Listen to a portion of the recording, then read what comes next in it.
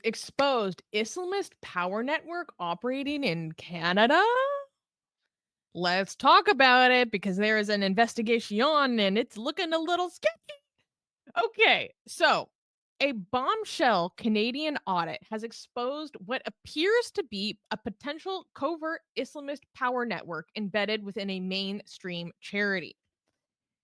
The Muslim Association of Canada, or MAC, which I'll just call MAC, which runs dozens of schools and mosques across the country, was found by the Canadian Revenue Agency, or CRA, which is the Canadian version of the IRS, to be advancing goals of the Muslim Brotherhood, a transnational Islamist movement founded in Egypt and banned in several countries for its ties to extremism. According to a report from the George Washington University's program on extremism, MAC's leaders aren't just ideologically aligned, they are active players. Several held key senior roles in Egypt's Brotherhood backed Morsi government. The CRA also uncovered seamless membership transfers between MAC and other brotherhood groups abroad, writing, quote, "It is not entirely clear how the organization, which purports to be entirely Canadian based, is able to transfer membership to and from foreign organizations." Even more alarming, Mac gave over, well, close to 300,000 Canadian dollars to Irfan Canada, a group that was later designated as a terrorist entity for sending millions to Hamas and continued promoting its activities even after its terrorist designation. The CRA concluded that Mac wasn't merely inspired by Islamist ideology, it was acting as a part of a global brotherhood infrastructure right from Canadian soil. Okay, so there is a lot to unpack here, and I'm going to try to make this as easy to digest as possible because I read this entire report that the George Washington University program on extremism put out. So basically, there is some stuff that we need to know here. So in 2015, the CRA initiated this investigation and audit of Mac. And this this investigation into them and their activities has been going on for a very long time. And they audited close to half a million emails. They audited thousands, how many? 1 million financial transactions, going through all their emails and doing this giant investigation into this nonprofit. Now, this nonprofit, the MAC, is the largest grassroots Muslim charity in Canada. So this is highly influential, right? And the long story short, they've been going back and forth. Mac was trying to fight them in court, trying to fight to have the case sealed, trying to have the materials sealed, and all this stuff. And the Canadian government said, "No, we're going to unseal all these materials. We're going to relieve this." So this has been going on for a very, very long time. And basically, because of this, recently a lot of these materials got to be unsealed. And the report that I read was basically talking about like this gives us unique perspective into how an organization that at the bare minimum is openly ideologically inspired by the Muslim Brotherhood operates in Canada and how it operates in relationship to other foreign Muslim Brotherhood groups, because the MAC openly admits and has published on their own website for a very long time, acknowledging that they are ideologically aligned with the Muslim Brotherhood. So, this is kind of where the rubber hits the road. The MAC says, "Oh, no, no, no, we are just inspired by the Muslim Brotherhood, but we're not the Muslim Brotherhood." And this is kind of what the investigation is all about, is are they merely inspired by the Muslim Brotherhood and ideologically aligned with them? Or is there actual connections to other foreign Muslim Brotherhood organizations that demonstrate any sort of authority over the MAC And do they have connections and kind of conflicts of interest and all this stuff that would lead one to believe that there is more than just ideological inspiration? And so far, the maybe I shouldn't get into the findings yet. Maybe I shouldn't get into the findings yet. But the preliminary findings that came out more recently is that the CRA has opted the preliminary conclusion was the suspension of their charitable status. And this is basically saying that they are engaging their audit and their investigation has found that they are engaged in conduct and support activities that advance the Muslim Brotherhood organization, which means that it's not operating for merely an exclusively charitable purpose, which means that what they're doing, they're not allowed to do this and be a charity. They have to remove their status. And so they're continuing to fight this in court, and they're saying that the CRA is being discriminatory and that they're Islamophobic, basically, and da da da da. And so basically, that this is still being fought, and they're still going to have further opportunities to challenge these findings. But because people fought to have all these documents unsealed, we kind of get this unique insight into what's going on here. And so the report from GWU makes it very clear that they are not taking a stance on whether or not Mac is guilty. They are not taking a stance on many other elements of the investigation, which may be involved, like conflicts of interest or inaccurate financial categorizations or any of that. Where they're only interested in the potential Muslim Brotherhood direct ties. And again, they make it very clear in the report that this is just they're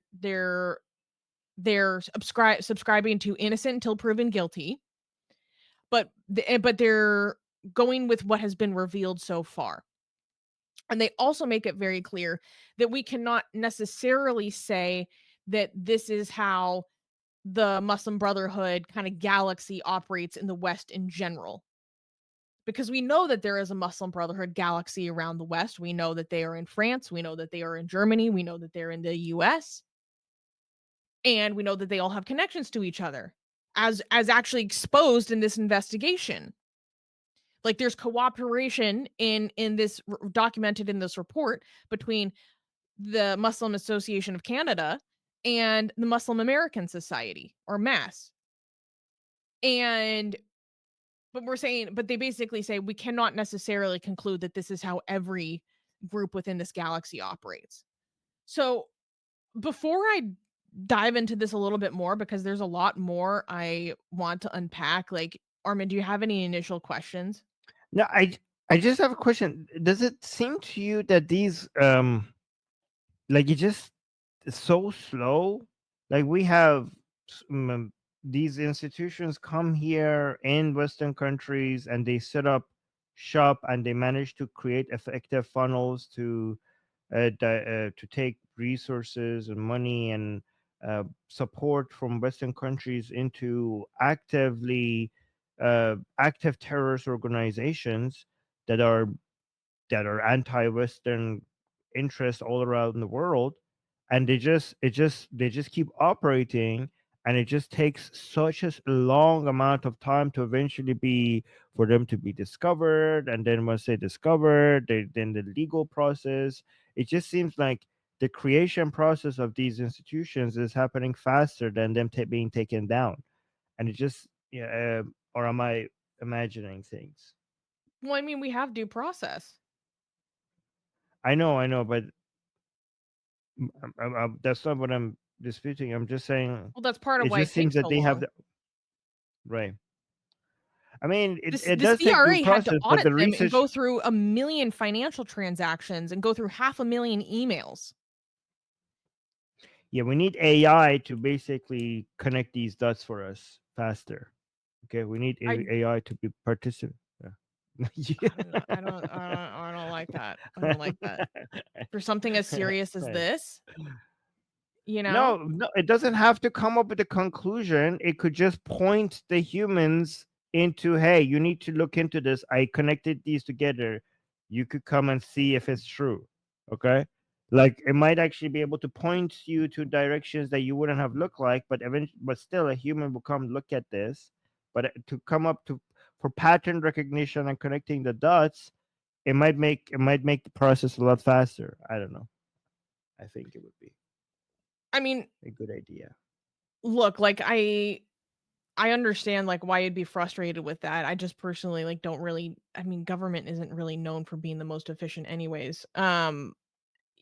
Like Yeah, I that's why we might need I get it, AI. but what are we supposed to do? I mean, an audit is a big deal and it takes a long time. Um so before I dive into the details, I'll just like give people the quick headlines to help digest this. And this is from the report. So the CRA argued further that MAC was not merely inspired by the ideas of Hassan al-Banna and the Muslim Brotherhood, as it stated, but that it regularly conducted a multiplicity of activities clearly aimed at furthering the goals of the Muslim Brotherhood as an organization, which is a violation of the rules surrounding registered charities. So here are some specific examples of the three kind of overlapping elements that indicated that this is part of the Muslim Brotherhood and not merely inspired by them. One, numerous key MAC members were actively involved in the activities of the Egyptian Muslim Brotherhood, including representing them before the UN, having occupied senior positions in the Freedom and Justice Party and later in the government of Mohamed Morsi. Two, several MAC members had key roles in Canadian based organizations that openly supported the Egyptian Muslim Brotherhood and allowed them to use MAC's premises for free. And three, members of the Egyptian and other Middle Eastern branches of the Muslim Brotherhood could almost automatically become members of MAC upon transferring to Canada and vice versa. So, this is a very important piece about why this was so suspicious is that in the report, they basically compare this to someone you can't just like it there's a process to become a member of the Muslim Brotherhood, both in the West and abroad, in Gulf countries or whatever. There is a process to become part of the Muslim Brotherhood. And once you have this membership, basically what they're saying is if you move to a new country, if you were living in Egypt and you moved to Canada, you could transfer your membership as easily as if you were transferring to a university within the same Wow. university system. They literally compared it to transferring your admissions in a university. Um, so Wow. that is obviously like a huge problem when you're saying, "Oh, we're not part of the Muslim Brotherhood. We're just inspired by them." They're like, "Well, then how come you can transfer as if you're transferring your credits to a new school?" You know what I mean? Um, This is a very sophisticated operations they have going on here. Like this is the fact that they yeah, even have the systems in place to be able to carry out uh, these tracking and this level of documentation and membership. This is yeah. a serious threat, guys. Yeah. I mean, personally, I already thought it was bad enough when they were openly talking about that they are ideologically aligned and inspired by the Muslim Brotherhood, but they're just not a part of it. You know what I mean? I'm like, that's already bad enough. And this is not hidden. Yeah. This was posted in their frequently asked questions on their own website. You can find this in the web archives. Like and then they just changed it.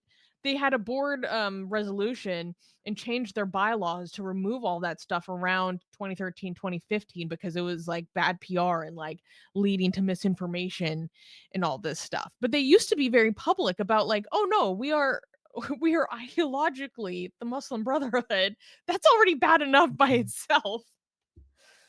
Right. Um, But by the way, guys, for people to understand Muslim Brotherhood, and globally, when we're talking about Islam, there is three branches of um, politics in Islam globally that is the most has been the most influential. One of them is the based on the Wahhabi ideology that came out of Saudi Arabia for a while. Now it's not coming out of there anymore. The other one is Muslim Brotherhood. So Wahhabism and Muslim Brotherhood are Sunni, and the third political brands of Islam that are geopolitically influential all around the world is the guardianship of the jurist version of 12 Shia Islam coming out of Iran. And the Wahhabism has taken a major hit because Saudis are not supporting it financially anymore as like they used to. So it's basically Muslim Brotherhood, which is mostly sponsored by Turkey and Qatar when it comes to Islamism, versus the Shia version, the Shiism, the Twelver, the Ethno Ash, the Khomeini, like that name that it has a long name, so I'm going to give you a short name for it. So when I say the guardianship of the Jurist version of 12er Shia Islam, the short name for that is Khomeinism. Okay, so we have either Muslim Brotherhood, sponsored by Turkey and Qatar, versus Khomeinism, sponsored by the Islamic Republic in Tehran. So that's a short summary of all of that. Yeah. And I think it's important to understand the Muslim Brotherhood kind of as a galaxy, so to speak, but also on a spectrum. Because, like, when we were talking about this report behind the scenes, Armin, you're like, oh, a lot of people think of Muslim Brotherhood as like Hamas, but it's not just that.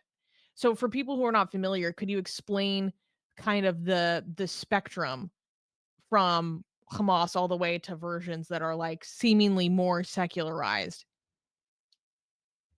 Right. So Muslim Brotherhood, the worst version of Muslim Brotherhood is like so the difference between um Wahhabis and Muslim Brotherhood is that Wahhabis don't believe in the democratic process, but Muslim Brotherhood believes that we have to use the tools of the Westerners to be able to overcome them.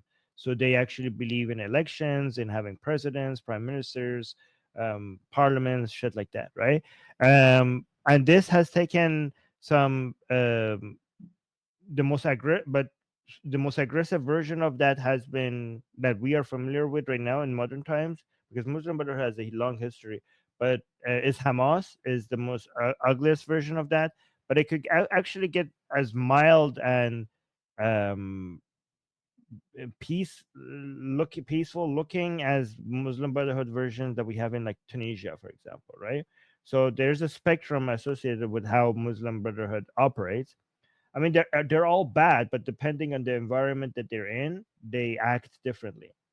I mean, even Hamas, they still believe in elections, even though they're terrorists. So don't believe that when some people say, "Oh, Muslim Brotherhood is better than Wahhabism because they believe in the democratic process." I mean, Hamas believes in a democratic process, and they're terrorists, so that doesn't make them any better, right? I mean, Hitler got elected through the democratic process, so don't let them sell that to you as a Well, that's actually as a kind of why we saw an explosion of activity after the Arab Spring, specifically, right, like literally with the Morsi exactly. government, for example. Yes. Yeah. So but I mean, Wahhabis think like this whole democracy shit is just a Western invention, and all law should be God's law. It shouldn't be people's law. And sometimes some people try to pretend Muslim Brotherhood is better because they believe in people being involved in deciding the law. So they're like, oh, that's nicer. However, I mean, ISIS is based on Wahhabism and Hamas is based on Muslim Brotherhood.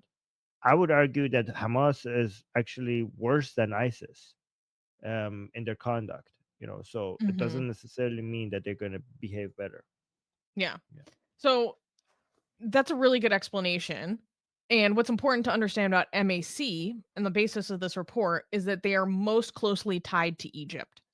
Like all the connections are continually going back to Egypt specifically, and they're working with other nonprofits in Canada for the Egyptian community to do these things that the tax agency had a big problem with. So the in again, that's important to understand both in terms of the spectrum, but then also in terms of locale. They are most closely tied to the activities of Egypt. So, um, okay, so I gave a lot of context. I did want to talk about how they were more closely tied to the Egyptian Muslim Brotherhood. So, for example,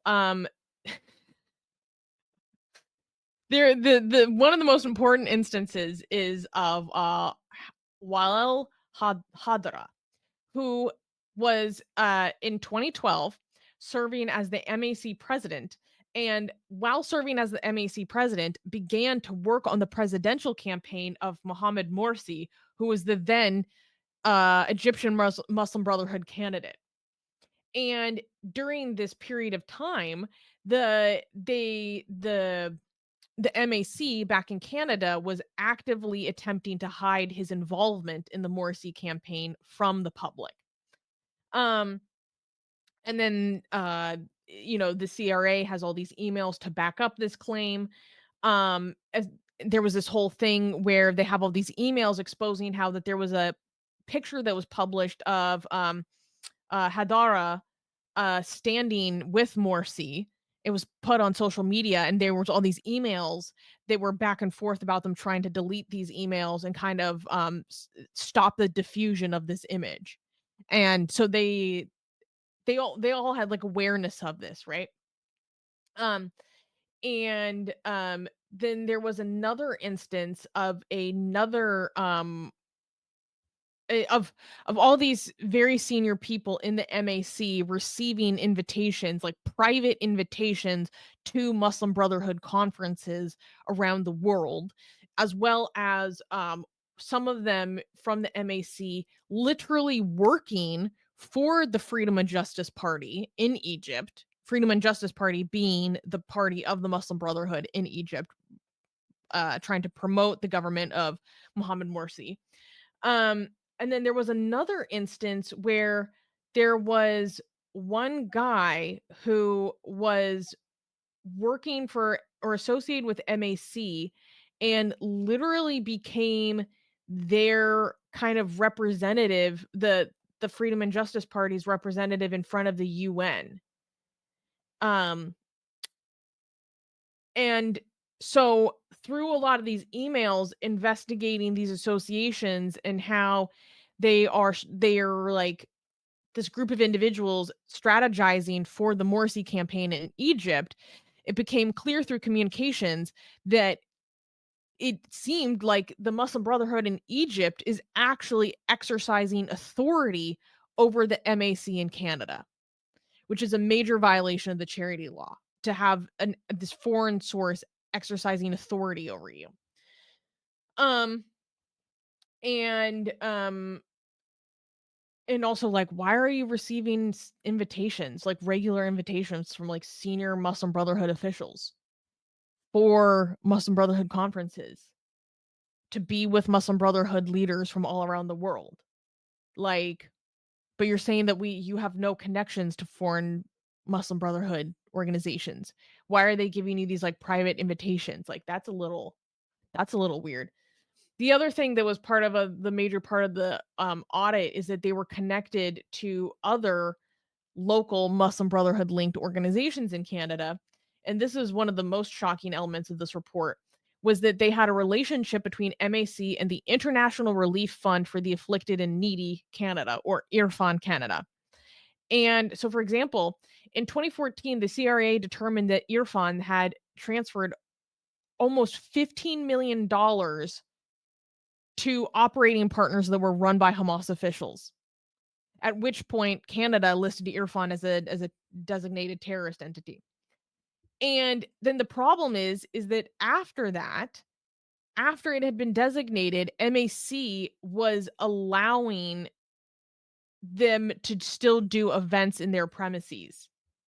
So, um, it's also worth noting that some of MAC's most prominent members, directors, and officials occupied key positions in IRFAN. MAC then repeatedly stated that it had stopped supporting IRFAN when its charitable status was revoked in 2011.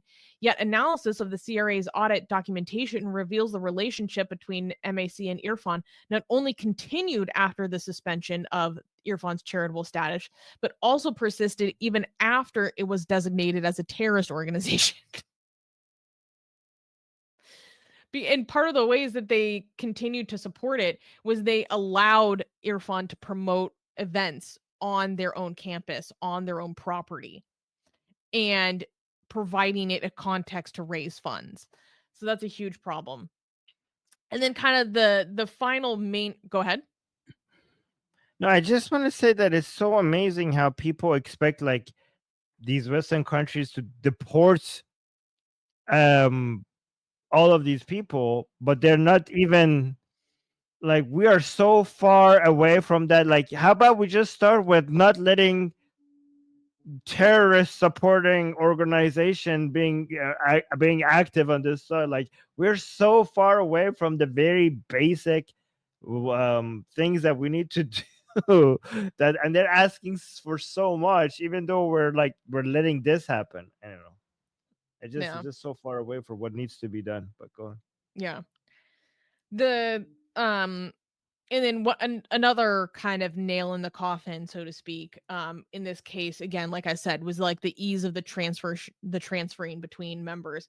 So, for example, uh, there was one email, an August 2014 email, which asks for an MAC member moving to the United States. Is there any protocol to introduce them to the Muslim American Society? To which MAC's executive director said, yes, we give them a letter and we can contact the chapter national if needed. So basically, they're facilitating the joining of membership between these different groups that are supposed to have no connection to each other. Um, and they provide transfer letters to these other organizations that are in different countries. So that was a huge problem. Um, and so basically the preliminary findings of the investigation is that MAC has not operated exclusively for charitable purposes, and that the agency has found grounds for the revocation of their charitable status. And again, MAC is trying to construe this just as all Islamophobic. They tried all these legal things to try to get this like not revealed in court. They tried to accuse the CRA of bias and Islamophobia, and their own processes are like, nope, there is not bias in this process. We were just going with what we found, and it's not looking good. So it remains to be seen exactly like how this is all going to play out. But this is what we know so far. And Hmm. this has been a very long, intrusive, and meticulous audit, to quote the report, of the largest Brotherhood legacy organization in Canada. And so it's very Hmm. informative about how this thing happens in real time. Um, and I encourage people who want to learn more to go read the full report by the George Washington Program on Extremism. The report is free, and the report is called "The Muslim Brotherhood in the West: Evidence from the Canadian Tax Authority Investigation." So, Hmm. But by the way, I got a criticism in Persian in the chat. So somebody is saying that shouldn't we be asking for the maximum so that we could get the something in between? Like when I said like, yeah, but the maximum should be also something that looks doable. So because if you ask for something that is basically completely getting rid of the constitution and the laws that are of the country, people are going to be like, okay, you're not asking for maximum, you're just delusional. So you have to also be careful with what the maximum is. Also, we should be reading we forgot to do this for the last news. We should do the comments that D has selected for us. Should we go over that now? yeah, yeah, let's do that now. Okay, okay. What is this? Uh, okay, so this person tweeted, "Oh, look, the federal government gave hundreds of thousands to a Muslim charity from your tax money that was involved in a parent Hamas support network, according to the CRA. Canada is truly the land of opportunity." To be fair, I actually don't know anything about MAC previously receiving public funds. I didn't look into that, to be honest. So I don't know if that allegation is credible. Um and Oh, somebody commented, responded yeah, here. this person commented, "You cannot make this stuff up."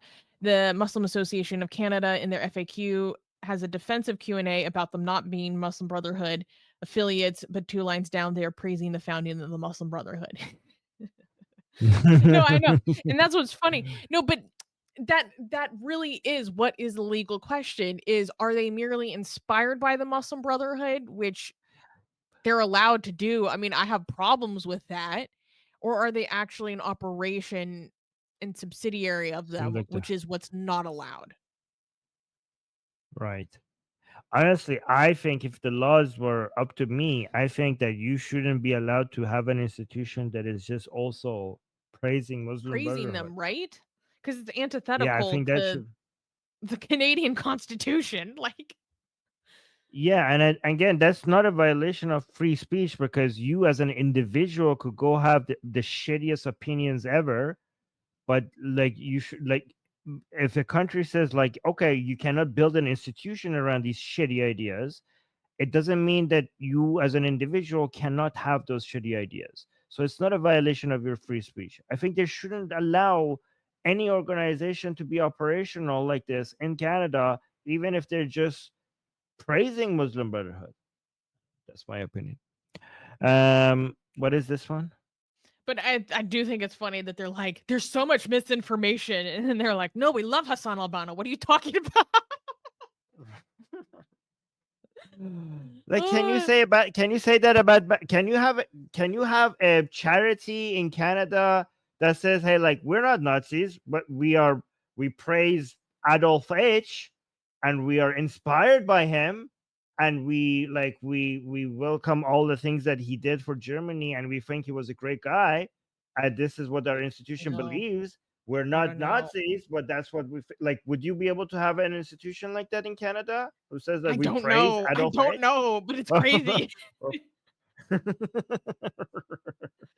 Okay. But I'm like, at least like Uh, they, I part of me is still appreciative of the fact that they're so open about being Islamists. You know what I mean? Like right. it's just open book. It doesn't we don't have to like piece it together for people. It's like they say it. So, um this person commented huge is the Muslim Association in Canada linked to the Brother terrorist organization. The documents specifically say the CRA is concerned about the MAC's links. Okay, so this person is just kind of quoting it. Okay. But here. Um, and this person is saying the MAC is Canada's version of CARE. Both are connected to the Muslim Brotherhood. It's Oh. it's not as simple. The report actually goes into why there are so many connections between Muslim organizations and the Muslim Brotherhood and their founding. And the Muslim American Association actually in their own publications basically kind of whitewashes why there is such a history of connection to the Muslim Brotherhood for these different organizations. And they basically say that throughout different political periods in the 20th century, the Ikhwan or the Muslim Brotherhood was the only politically viable activist opportunity for many people in their countries of origin advocating against dictatorship. And then, so naturally, when they immigrate to a new country, they're like bringing that activist spirit to their new country. They're starting activism there. And then, so like, that's why you see so many organizations have a history of being tied to the Muslim Brotherhood. But it's just because the Ikhwan was the only thing that was politically viable. Like, they have a whole thing about that. So I'm, This is such a deja vu for us because they're like, BBC Persian, a lot of Iranians accuse it of being pro-Iranian regime and pro the reformers. And then people say, like, no, they're not pro-reformers. They just recruited a lot of people who had reformist attitude and their entire staff is of reformers. But that doesn't mean that they're reformers themselves of like pro-Islamic regime. I'm like, well, if your entirety of the staff is pro the Islamic regime, then what the hell? Like that's the same thing. So yeah. yeah, we're not pro Muslim Brotherhood. We just have our members, the vast majority of members come here and they're pro Muslim Brotherhood. But that doesn't make us pro Muslim. Again, I don't know. That's weird. Yeah. It's, But this is I heard this argument before in other contexts. yeah. Um, Yeah. but there's just a lot of context that's needed to a lot of these things.